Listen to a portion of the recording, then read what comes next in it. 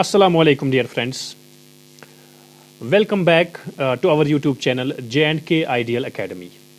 So my dear friends, today we are going to discuss about lecture number 2 of J&K female supervisor. तो इसका आज हम lecture number 2 start करने जा रहे हैं। कल हमने एक लेक्चर आपके सामने रखा। उम्मीद है कि आप सब लोगों ने उसको पसंद किया होगा। पहले लेक्चर का आपका फीडबैक हमें ज़रूर चाहिए कि आपको कितना पसंद आया, क्या हमें कोई इम्प्रूवमेंट्स की ज़रूरत है या कुछ और आपकी जो सजेशंस होंगी वो आप कमेंट बॉक्स में डाल सकते हैं। तो दोस्तों आप अपनी जो कमेंट्स हैं, जो सजेशंस हैं वो आप ज़रूर कमेंट सेक्शन में डाल दीजिए। सो डियर स्टूडेंट्स, आज हम स्टार्ट करने जा रहे हैं इस सीरीज़ का lecture number 2। So my dear students, as usual, first of all, I would like you to share our channel, to subscribe our channel as much as you can.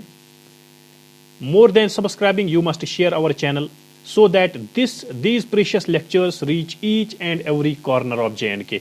जिन्होंने भी इस जो सुपरवाइजर का पोस्ट है उसके लिए apply किया है, these videos must reach all those candidates. तो दोस्तों चलिए आज हम स्टार्ट करते हैं लेक्चर नंबर 2 और इस लेक्चर में हम पढ़ेंगे टाइप्स ऑफ सोसाइटीज़, जो डिफरेंट टाइप्स ऑफ सोसाइटीज़ हैं, and difference between industrial and ये यहाँ पे प्री इंडस्ट्रियल है, industrial and post industrial societies हैं, ठीक है, post industrial societies. So we will discuss these two important things in this lecture.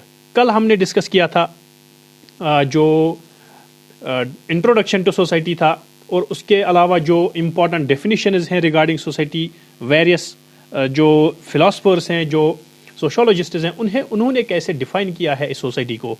और उसके बाद हमने और भी चीज़ें पढ़ी थी इस सोसाइटी के बारे में, यानी characteristics of society, features of society क्या होने चाहिए। तो ये सब चीज़ें हमने कल डिस्कस की और आज ये चीज़ें हम टाइप्स ऑफ सोसाइटी और difference between industrial and post industrial और pre industrial and post industrial societies, ये चीज़ें आज हम डिस्कस करेंगे। तो ये रहा types of society. This is in front of your screen. Types of society, what are the various types of society and how are these classifications made, on what basis these types are made. ठीक है, तो सोशोलॉजिस्ट्स जो हैं वो classify करते हैं societies को based on the availability of technology.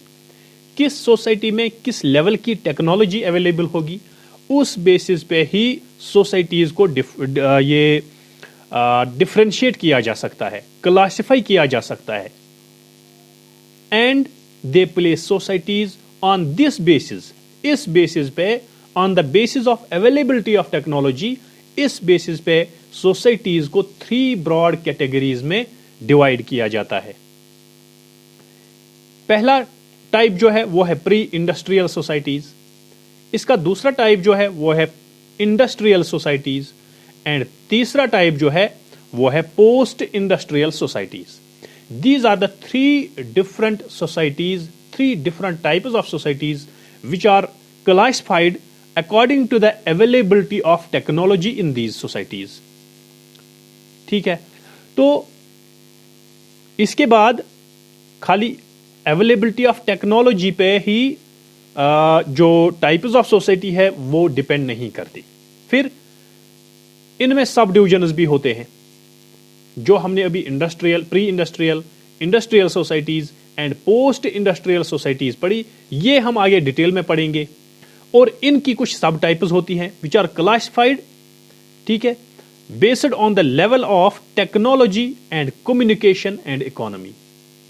इनमें कम्युनिकेशन कैसी है, ठीक है, पहले तो हमने लेवल ऑफ टेक्नोलॉजी ही पढ़ा था, इसके बाद कम्युनिकेशन एंड इकोनॉमी की, खासकर इस इकोनॉमी पे, इस पे जोर दिया जाता है। ठीक है, तो इकोनॉमी का कौन सा टाइप है, कैसी इकोनॉमी है इस सोसाइटी में, तो उस बेसिस पे भी इकोनॉमी इन सोसाइटीज को डिफरेंशिएट किया जाता है। And one example of such classification comes from the sociologist Gerhard Lenski. इन्होंने इस बेसिस पे सोसाइटीज को डिफरेंशिएट किया है और इन्होंने 4 टाइप्स बताए हैं सोसाइटीज के इस बुनियाद पे। वो 4 टाइप्स क्या है? वो है hunting and gathering societies, horticultural societies, agricultural societies and industrial as well as we can say specialised societies, जिनमें स्पेशलाइजेशन कुछ काम करने की स्पेशलाइजेशन लोगों के पास होती है, like fishing and herding. So these are in short the types of societies. These are in short the different classifications of a society. Now we have seen that classification of society, types of society are based on 2 things. First thing, it is level of technology. पहली बात जो है वो है level of technology, और दूसरी बात जो है वो है ज्यादा फोकस यहाँ पे इकोनॉमी पे किया जाता है, based on the type of economy. And based on economy we have seen hunting, horticulture, agriculture and industrial societies, as we can say specialized societies as well, क्योंकि यहाँ पे लोगों के पास काम करने की स्पेशलाइजेशन होती है, like fishing and herding. So these are the different classifications of a society which have been suggested by various sociologists. अब जो ये डिफरेंट सोसाइटीज हैं, डिफरेंट टाइप्स ऑफ सोसाइटीज, ठीक है, अभी हम पढ़ रहे थे, देखिए हंटिंग सोसाइटी है, गैदरिंग सोसाइटी है, पैस्टोरल है, हॉर्टिकल्चरल है और एग्रेरियन सोसाइटीज. ये जो सोसाइटीज हैं, these types of societies were found in ancient times, और we can say since times immemorial, बहुत सा टाइम पहले ये जो हंटिंग सोसाइटीज थी, गैदरिंग सोसाइटीज थी, पैस्टोरल सोसाइटीज थी, या हॉर्टिकल्चरल सोसाइटीज थी, या एग्रीकल्चरल सोसाइटीज थी, ये बहुत टाइम पहले एग्जिस्टेंस में थी. लेकिन अब जो प्रोग्रेस की है सोसाइटीज ने, वेरियस कल्चर्स ने प्रोग्रेस की है towards more complex forms and organisation and control. So various cultures, क्योंकि कल्चर जो है ये भी सोसाइटी का एक पार्ट है, ये भी सोसाइटी का एक we can say culture represents a society. A particular culture represents a particular society. So we can say that the cultures have progressed.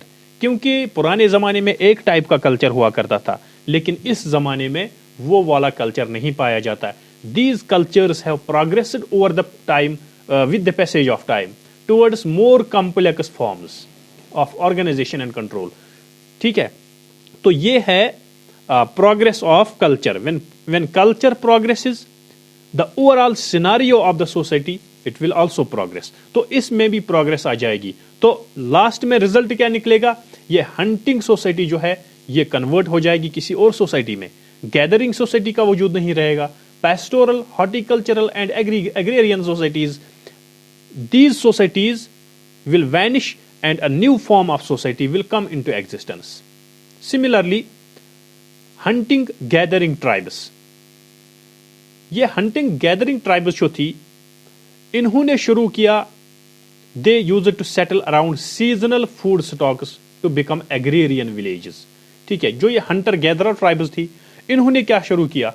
इन्होंने शुरू किया उन जगहों पे रहना जहां पे सीजनल फूड स्टॉक्स थे, यानी जहां पे फूड अवेलेबिलिटी थी या जहां पे फर्टाइल लैंड थी, ताकि ये फूड प्रोड्यूस कर सके. और इनका मकसद क्या था? इनका मकसद था कि to become agrarian villages, to become agrarian villages, यानी ताकि ये एग्रेरियन विलेजेस बन जाए, ये एग्रीकल्चर की तरफ ज्यादा ध्यान दे.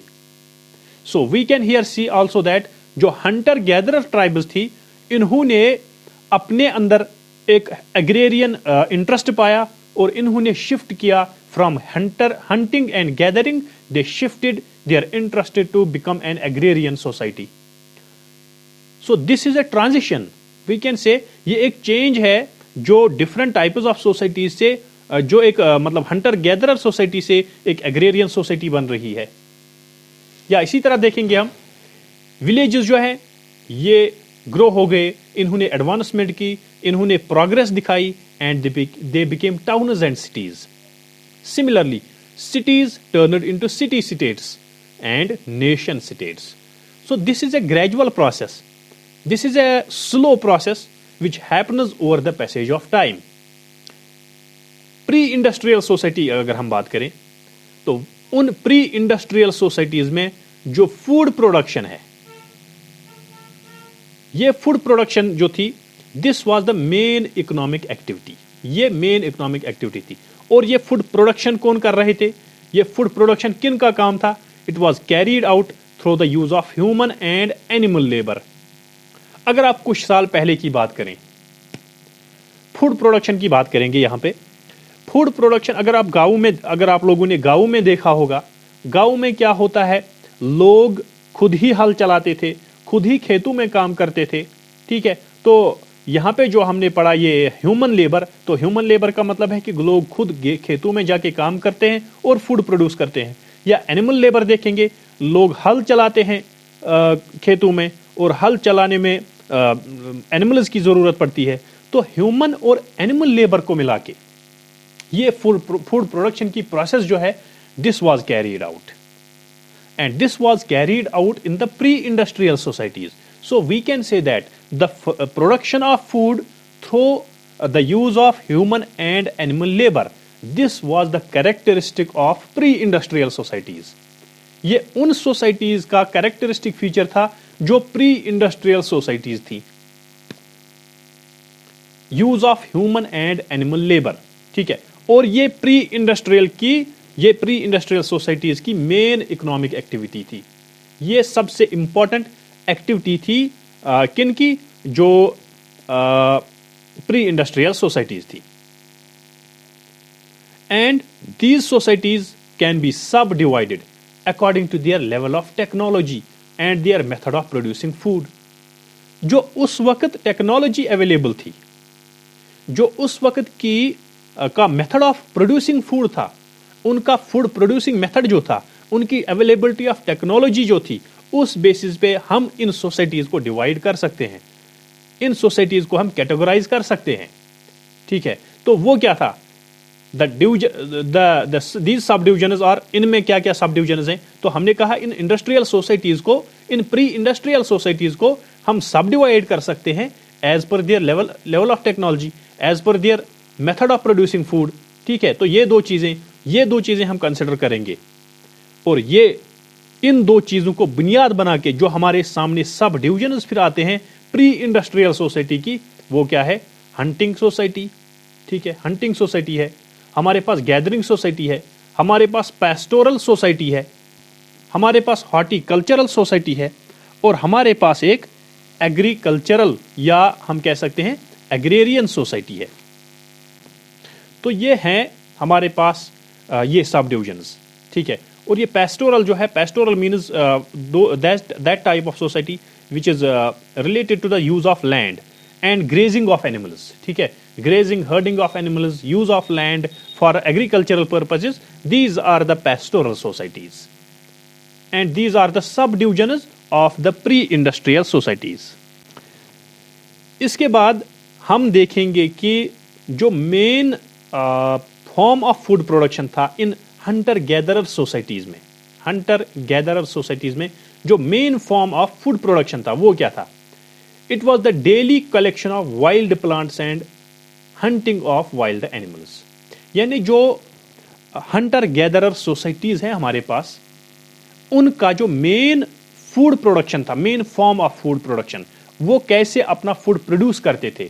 वो करते थे by the collection of wild plants, ठीक है। जो वाइल्ड प्लांट्स होते थे वो वही यूज करते थे खाने के लिए, and hunting of wild animals. देखिए आजकल अगर हम देखें तो हम खासकर डोमेस्टिक एनिमल्स यूज करते हैं फॉर फूड पर्पजेज, ठीक है, because we are carnivores and therefore we use these domestic animals. But in the pre-industrial societies like the hunter-gatherer societies, what was their form of food production? They used to produce their food from the wild plants, and they used to hunt the wild animals for their food. इन ये जो food अपना use करते थे वो था wild plants and wild animals. These are some characteristic features of the pre-industrial societies.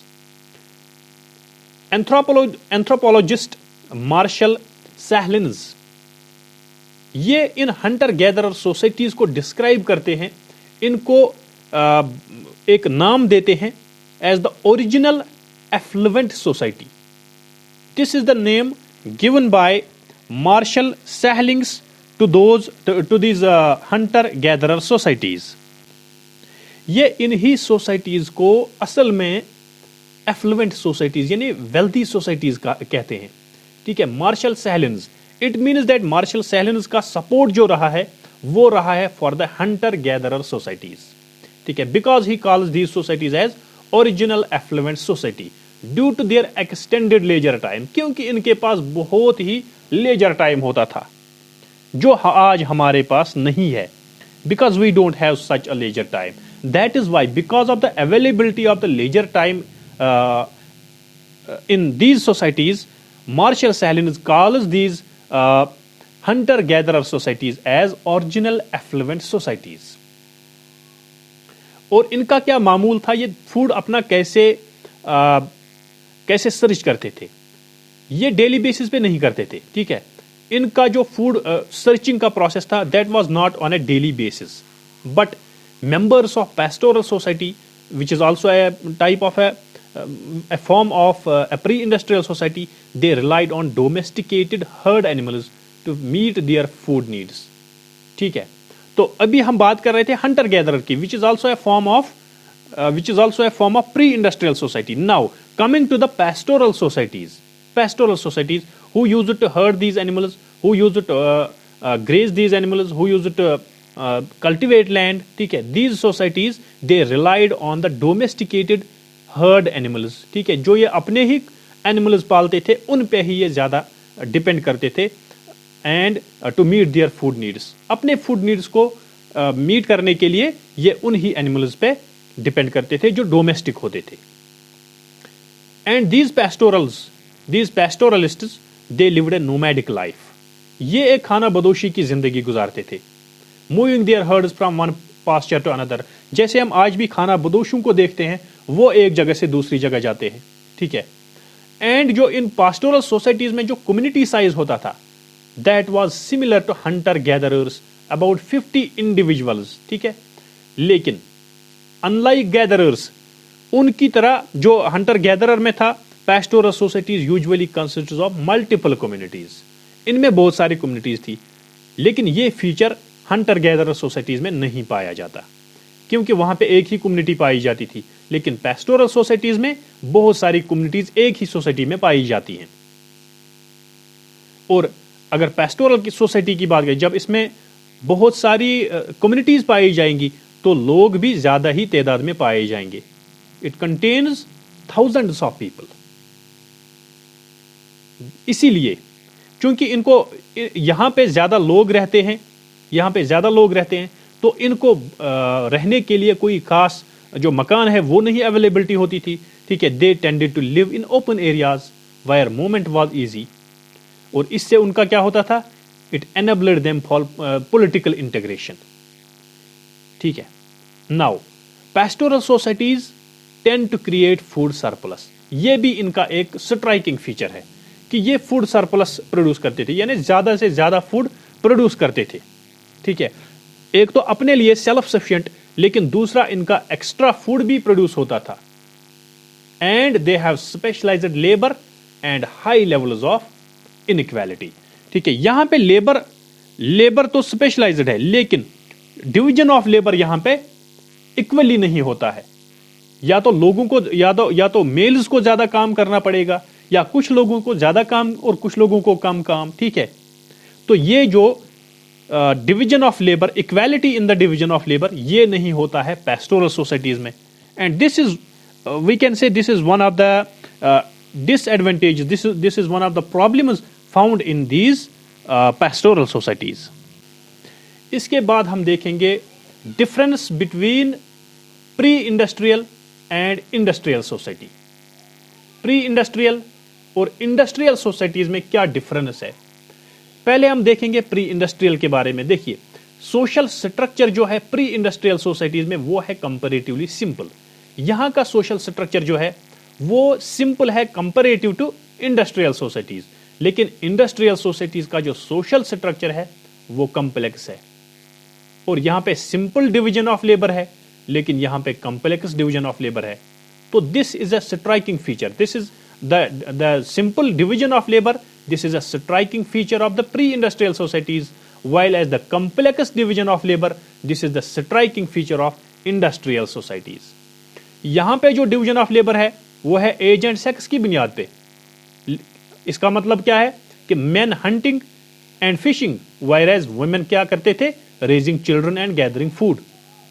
यहां पे क्या होता है, इंडस्ट्रियल सोसाइटीज में क्या होता है, पर्सनल टैलेंट्स पे डिवीजन ऑफ लेबर होता है, एबिलिटीज पे डिवीजन ऑफ लेबर होता है, एफिशिएंसीज पे डिवीजन ऑफ लेबर होता है, एक्सपीरियंस पे जो आजकल हम देखते हैं, एंड प्रेफरेंसेस, ठीक है, in then as and sex. इस बुनियाद पे नहीं, एज और सेक्स यहाँ पे कंसिडरेशन नहीं है, ठीक है, बल्कि ये सारी चीजें जो हमने डिस्कस की ये यहाँ पे कंसिडर की जाती हैं for the efficient division of labour.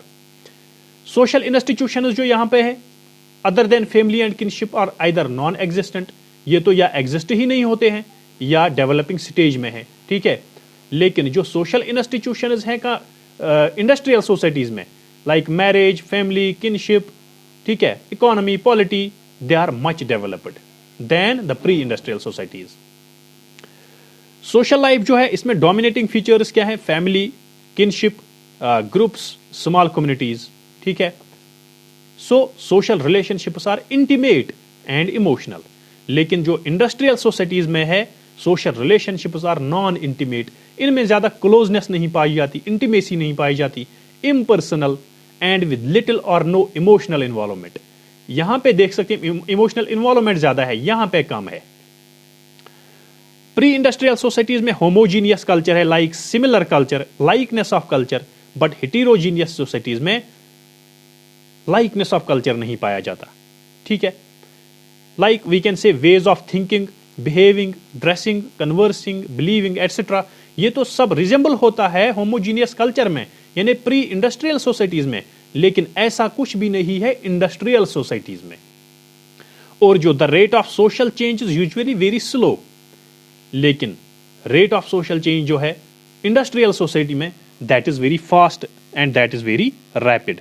तो ये सब डिफरेंसेस हैं between the pre industrial societies and the industrial societies, these are very important differences. तो इसके बाद हम सीधे आते हैं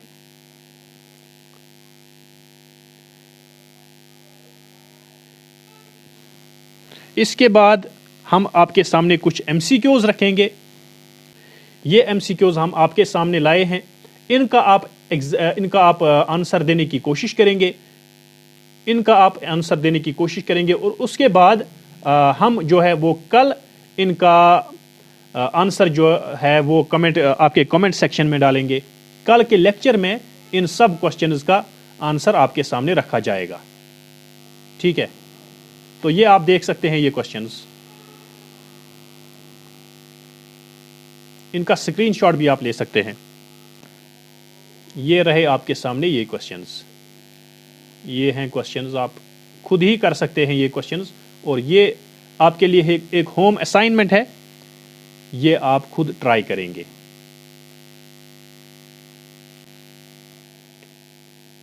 ये टोटल में 10 क्वेश्चंस है हमारे पास, तो ये आप खुद ट्राई करेंगे, ठीक है। This is the home assignment given to you and you will answer in the comment section regarding these answers questions. अगर आपको नहीं मिलते इनके आंसर्स तो हम कल इनके आंसर्स आपके लेक्चर में लाएंगे इंशाल्लाह। तो दोस्तों यहाँ पे ही आज हम अपना लेक्चर खत्म करते हैं। इंशाल्लाह उम्मीद है कि आपने ये लेक्चर पसंद किया होगा और उम्मीद है कि आपको बहुत ही इंटरेस्ट आया होगा इस लेक्चर को सुनने में। तो दोस्तों मेरी सबसे गुजारिश है, जो भी नए सब्सक्राइबर्स, नए व्यूअर्स हमारी चैनल पर आते हैं वो हमारी चैनल को शेयर करें और सब्सक्राइब करें, ताकि जो भी आने वाले लेक्चर्स हैं वो आपके सामने इजीली उनकी नोटिफिकेशंस आपके सामने आती रहे। तो इसके साथ ही हम आज का लेक्चर खत्म करते हैं। अल्लाह हाफिज, हैव अ गुड डे।